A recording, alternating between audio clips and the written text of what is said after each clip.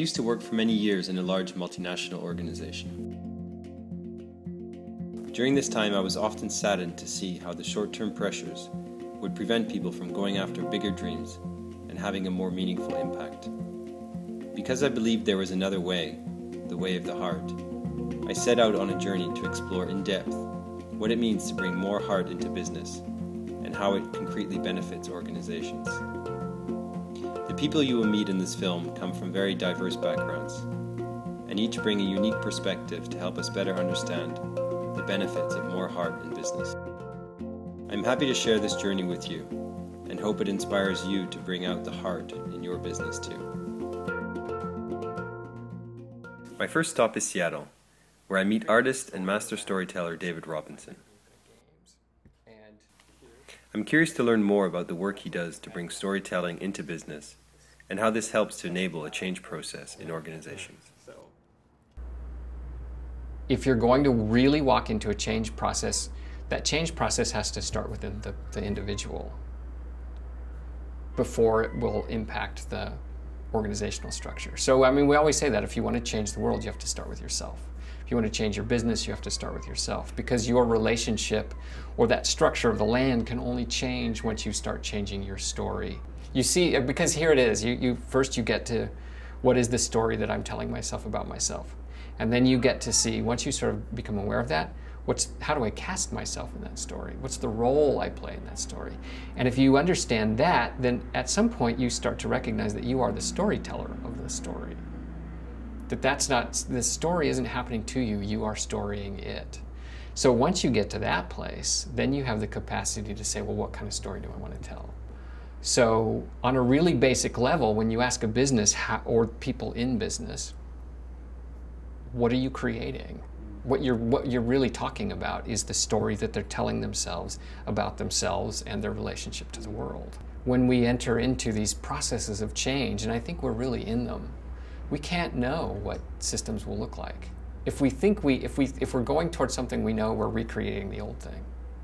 I mean, we really are. We're reinventing what we know versus stepping into a bigger question and then engaging with that.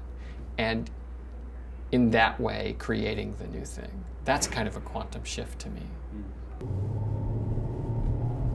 My talk with David helped me understand that an inner change in the way we story ourselves is the key to creating a more fulfilling and meaningful business environment. My next stop is Vancouver, where I meet Geoff Grona, an entrepreneur and ex-CEO who is not afraid to create new stories and discover more sustainable paths to success.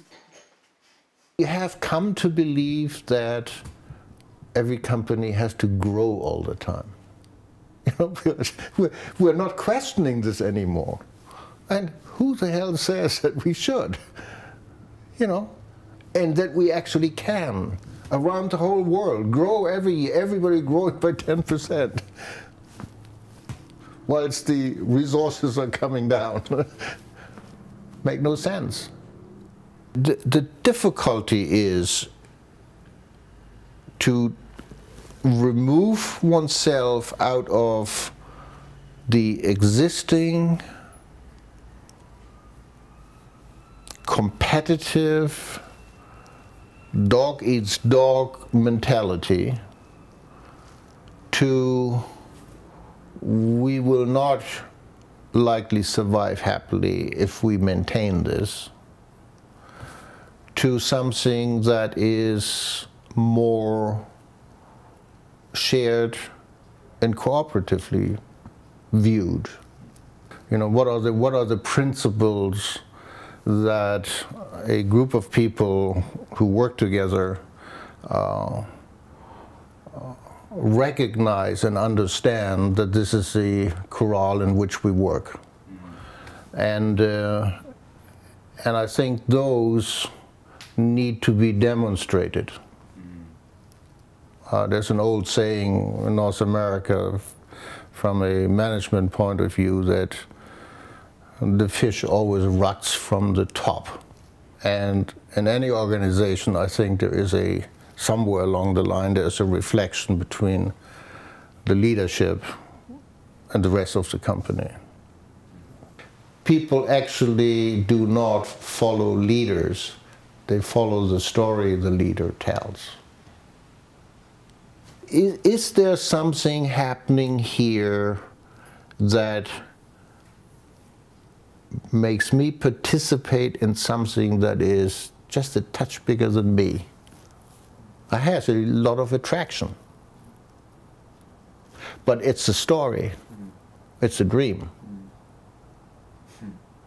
It's sitting around the fire and talking of what could be.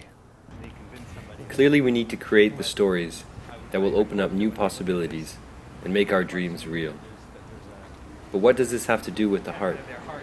What new skills must we learn to find our way in this new and uncertain world? To help answer these questions, I visit Master Sufi teacher Mark Silver, who talks to us about the heart from a mystical perspective. For me, as a spiritual teacher, what I know is that the heart is a doorway to oneness. It's a doorway to the divine. It's like the heart is the organ spiritually that enables us to encounter new things. And we get access to this creativity. I mean, it's very funny because there's a lot of different practices. People, some very, very knowledgeable, insightful, gifted people talked about creative processes that I think are very helpful. Julia Cameron, The Artist's Way, and Stephen Pressfield wrote the book The War of Art, and about overcoming resistance. And there's all these different practices for trying to access creativity and innovation. But what they all seem to come down to is a way to get the ego out of the way, and to get ourselves out of the way, and to let what is naturally coming forward from us come forward. Been given this willpower, and we use this willpower to often try to power through things and push through. But the most powerful thing that we can do is to stop. To stop myself from acting, and to slow down, and to remember, and to turn my attention away from thinking that everything rests on my shoulders, and to think that somehow I'm the originator and I'm the source, and to let my head bow, and to let myself find my humility and my sincerity, and my tenderness and my vulnerability. And it's in that softness that there's a fluidity, and that there's the artistry and creativity can come through. And to me, that's where all of my breakthroughs have happened.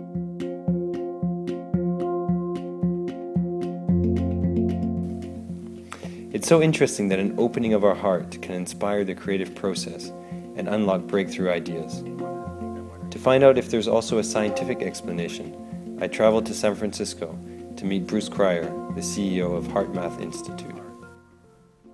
The term heart intelligence, or the intelligence of the heart, first of all, for most people, in and of itself is a huge conceptual leap. They were educated to believe the heart is a pump and it's dumb, and that's about it. So even though every culture says things like sing with your heart, play with your heart, they don't really believe that. They don't really think that would matter.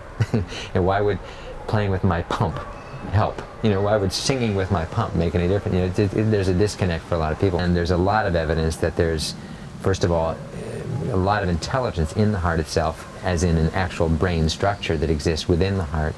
It's a complex neuronal structure of 40,000 neurons where actual processing of information is happening in the human heart. This is not a theory, it's been measured, it's valid. There's a medical textbook called Neurocardiology, which is the study of the brain and the heart. It's also known now there's a brain in the gut, a very complex nervous system that functions as a brain. Part of the challenge is when calling things a brain and a brain and a brain is we tend to think, wait a minute, is my gut thinking? Some people would say, yeah, I listen to my gut. In fact, a lot of people in business have an easier time saying, I follow my gut than they have saying, I follow my heart. The last stop on this journey is in Boston, where I sit down with my mentor and fellow coach, Alan Seal, to discuss how the insights of his latest book, Create a World That Works, helps create the optimal conditions for the heart to come alive in organizations. The final inspiration for the book came out of hearing so many amazing thought leaders talk about what needed to change in the world in terms of our behavior, in terms of our choices and decisions, whether that's with the environment or the economy or government or whatever it was. So many things that people are telling us we have to do differently. And I realized that while all that is very true, much of it I feel like, yes, absolutely, these things need to change. And I realized that none of those things are going to happen until there's shifts inside of us, in terms of our perspective, in terms of how we are showing up. The first thing is recognizing or making that shift between what do I want to what wants to happen. And when I say what do I want, that can be for an individual or for a company or an organization. To say, what do we want as an organization? Well, that's fine, but that's not necessarily serving a greater good. So it's asking that bigger question. What really wants to happen here in terms of our role in the world? It's to understand that any project that we take on as an organization, there's always some bigger thing that's trying to happen through it. The project itself is just a vehicle for a potential to come to light. Those beautiful cathedrals in Europe took 100 years to build. We just want something built in 6 months and it's done, you know? So having that big picture view, recognizing that we may be working towards something that may not happen in our lifetimes, and that's okay.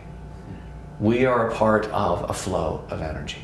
So those artisans and craftsmen who built those cathedrals, this was their craft. It was their whole life, what they were doing, carving that gargoyle or figuring out how to create that arch. We didn't have the technology then that we have now to be able to use a machine to make it happen. They figured out how to build arches with one stone on top of another. I look at it and think, how did that just not all fall down? But they knew how to do that. It was their craft. How do we, in organizations and businesses, come back to approaching life as a craft, as an art? Approaching our work as an art. Leadership is an art. Coaching is an art. This journey has been an incredible experience. Not only have I learned so much about the heart and how it benefits organizations, but I've also had the opportunity to fully live and experience these insights as I develop my own business.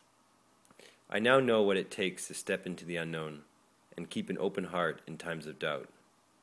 I feel ready to share these insights and help other businesses transform the challenges they are facing into new and sometimes unexpected ways forward.